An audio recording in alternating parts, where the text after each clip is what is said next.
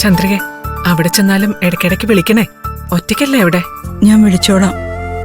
ഞങ്ങളെ വിളിക്കാൻ മറക്കരുത് കേട്ടോ. എടാ മോനെ, അവിടുത്തെ ജോലിയൊക്കെ എങ്ങനെയാണെന്ന് എനിക്കറിയില്ല. പക്ഷെ പറ്റാത്ത പണിയാണെന്ന് തോന്നിയാ കടിച്ചു തൂങ്ങാനൊന്നും നിൽക്കണ്ട. അമ്മയും കുട്ടി അപ്പോഴേ ഇങ്ങ് പോന്നേക്കണം. അന്യനാടാ, അവിടെ കിടന്ന് കഷ്ടപ്പെടേണ്ട ഒരു കാര്യമില്ല, കേട്ടല്ലോ? അവിടെ കഷ്ടപ്പാടാണെങ്കിലേ ഞാൻ അമ്മയും കൂടി അങ്ങോട്ടേക്ക് കൊണ്ടുപോകാൻ നിൽക്കുവോ ആന്റി, ഒരു കുഴപ്പമില്ല. അതെ, ഇനിയും നിങ്ങൾ ഓട്ടോ ഇവിടെ ഇട്ടുകൊണ്ട് നിന്നാ ട്രെയിൻ കോഴിക്കോട്ട് എത്തിയാൽ പോലും ഇവരുടെ സംസാരം പറഞ്ഞാലും തീരത്തില്ല. നിങ്ങൾ പോവാൻ നോക്ക്.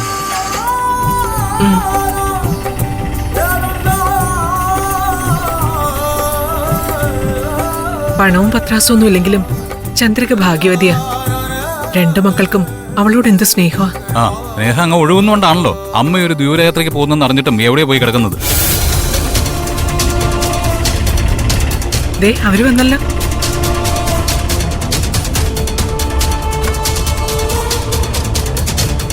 എത്രയും 150. ശരി. ഒരു 2 മിനിറ്റ് നേരത്തെ വന്നിരുന്നെങ്കിൽ നിനക്ക് ചന്ദ്രികയെ നിഖിലിനെയും കണ്ടുകൂടായിരുന്നോ? അയ്യോ, അവരപ്പോ പോയോ അമ്മ? പിന്നെ പോകാതെ നിന്നോട് യാത്ര പറയാൻ നിൽക്കുകയാണെന്ന് പറഞ്ഞ ട്രെയിൻ അവിടെ കാത്തു നിൽക്കോ? എന്താ ഗൗതം ഇത്? അവർക്ക് പോവാൻ സമയമെങ്കിൽ ജസ്റ്റ് എന്നെ ഒന്ന് വിളിച്ചുകൂടായിരുന്നോ? ആര് പറഞ്ഞു വിളിച്ചില്ലെന്ന്? ഇവൻ തന്നെയാ നിന്നെ വിളിച്ചത്. കിട്ടാത്തതിന് പിന്നെ എന്ത് ചെയ്യാനാ? ആരും എന്നെ വിളിച്ചില്ല. എന്റെ ഫോണിന് ഒരു കുഴപ്പമില്ല. എന്നാലും അവരെ ഒന്ന് കാണാൻ പറ്റിയില്ലല്ലോ. ഇനി എന്ന് വരുമെന്നെങ്ങാനും അവര് പറഞ്ഞായിരുന്നോ പാറു? അതിപ്പോ നിഖിലിന്റെ... അതെ, ഹലോ, വിശേഷങ്ങൾ വിസ്തരിക്കുന്നതൊക്കെ പിന്നെ മതി. നിങ്ങൾ രണ്ടുപേരും ഒന്ന് അകത്തേക്ക് വന്നേ. ചേടാ, ഇവനിത് എന്തു പറ്റി? പറഞ്ഞത് കേട്ടില്ലേ? നിങ്ങളുടെ കയറി വരാൻ. എന്തോ കുഴപ്പമുണ്ടല്ലോ. നിങ്ങൾ വന്നേ.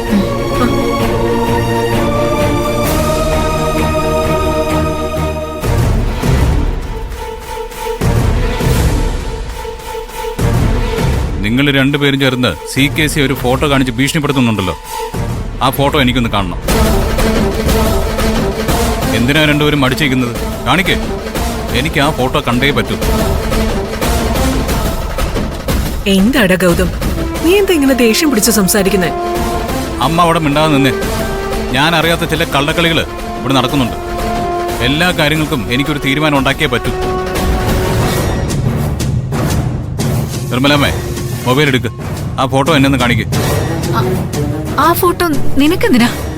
അത് CKC ആരെ കൊല്ലുന്ന ഫോട്ടോയാ. ഓഹോ, അപ്പോ CKC ഒരു കൊലപാതകയാണ് അല്ലേ? ആ അതെ, അയാള് നടത്തിയൊരു കൊലപാതകത്തിന്റെ ദൃക്സാക്ഷിയാണല്ലോ ഞാൻ. അങ്ങനെ കൊലപാതകം നടത്താൻ പോലും മടിയില്ലാത്ത ഒരു ക്രിമിനലിനോട് നിങ്ങൾ വലിയ കാര്യത്തിൽ സംസാരിച്ച് നിൽക്കുന്നത് കണ്ടല്ലോ ഞാൻ. അയാളുമായിട്ട് നിങ്ങൾക്ക് എന്താ ഒരു ചങ്ങാത്തം? ഞങ്ങള് ഒന്നും സംസാരിച്ചിട്ടില്ല. മുഖത്ത് നോക്കി കള്ളം പറയുന്നു. ഒരു ജോലി കിട്ടുമെന്ന് ഉറപ്പിച്ച് ഞാൻ പോകുന്ന വഴിയിലാണ് നിങ്ങൾ രണ്ടുപേരും കൂടെ CKCയോട് സംസാരിച്ച് നിൽക്കുന്നത് ഞാൻ കണ്ടത്. ആ ഇന്റർവ്യൂ വേണ്ടാന്ന് വെച്ച് കിട്ടാൻ സാധ്യതയുള്ള ജോലി പോലും ഉപേക്ഷിച്ചിട്ടാണ് ഞാൻ വീട്ടിലേക്ക് വന്നത്. അതും നിഷേധിക്കാൻ പറ്റുമോ നിങ്ങൾക്ക്? എന്തു അടി മോളെ ഇവനീ പറയുന്നത്? ഇതിൽ എന്തെങ്കിലും സത്യമുണ്ടോ? നിങ്ങൾ ഇന്ന് CKCയെ കണ്ട് സംസാരിച്ചോ? അമ്മ, ഗൗതം പറയുന്നത് പോലൊന്നും അല്ല. ഞങ്ങൾ നടന്നു വരുമ്പോ CKC ഞങ്ങളെ കണ്ട് വണ്ടി നിർത്തി ഇറങ്ങി വന്നു. അയാൾ ചെയ്ത കൊലപാതകത്തിന്റെ തെളിവുകൾ നശിപ്പിച്ചു കളയണമെന്ന് പറഞ്ഞ് ഞങ്ങളോട് വഴക്കിന് വന്നതാ. ആദ്യം പറഞ്ഞു CKCയെ കണ്ടതേ ഇല്ലെന്ന്. ഇപ്പൊ പറയുന്നു തമ്മിൽ വഴക്കായിരുന്നു. ആൾക്കാർ വഴക്കുണ്ടാക്കുന്നതും സൗഹൃദത്തോടെ സംസാരിക്കുന്നതും തിരിച്ചറിയാനുള്ള ബോധമൊക്കെ എനിക്കുണ്ട്. സത്യം പറ, CKCയെ ബാധിക്കുന്ന എന്ത് ഫോട്ടോയാ നിങ്ങളുടെ കയ്യിലുള്ളത്? അത് പറഞ്ഞില്ലേ ഗൗതം, അയാൾ നടത്തിയൊരു കൊലപാതകത്തിന്റെ ഫോട്ടോയാ. എടാ മോനെ, നിനക്കിത് എന്തു പറ്റി? കള്ളോണമേ, നട്ടാ കുരുക്കാത്ത നോണയാണ് ഇവര് രണ്ടുപേരും പറഞ്ഞോണ്ടിരിക്കുന്നത്. ഓക്കെ, നിങ്ങൾ പറയുന്നത് ഞാൻ സമ്മതിച്ചു തരുന്നു. ആ ഫോട്ടോ ഡിലീറ്റ് ചെയ്ത് കളയണമെന്ന് ആവശ്യപ്പെട്ട് CKC നിങ്ങളെ ഭീഷണിപ്പെടുത്തുകയാണല്ലേ? അതെ. ആ ഫോട്ടോ എങ്ങാനും നിർമ്മലാന്റി കോടതിയിൽ ഹാജരാക്കുകയും മൊഴി കൊടുക്കുകയും ചെയ്ത അയാൾ ശിക്ഷിക്കപ്പെടുമോ എന്നുള്ള പേടിയുണ്ട് അയാൾക്ക്. Exactly, yes yes, that's correct.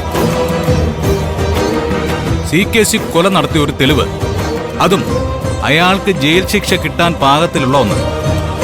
അങ്ങനെ ഒരു തെളിവ് നിങ്ങളുടെ കയ്യിൽ ഉണ്ടായിരുന്നിട്ടും എന്തുകൊണ്ട് ഇത്രയും കാലം CKCക്കെതിരെ അത് ഉപയോഗിച്ചില്ല? അതിവൻ ചോദിച്ചത് സത്യമല്ലേ? ഇത്രയൊക്കെ ഉപദ്രവങ്ങൾ ചെയ്ത CKC ഒഴിവാക്കാൻ ഏറ്റവും നല്ലൊരു വഴിയായിരുന്നില്ലേ അത്? ആ ഫോട്ടോ എന്തുകൊണ്ട് ഗൗതമിനെ ഏൽപ്പിച്ചില്ല?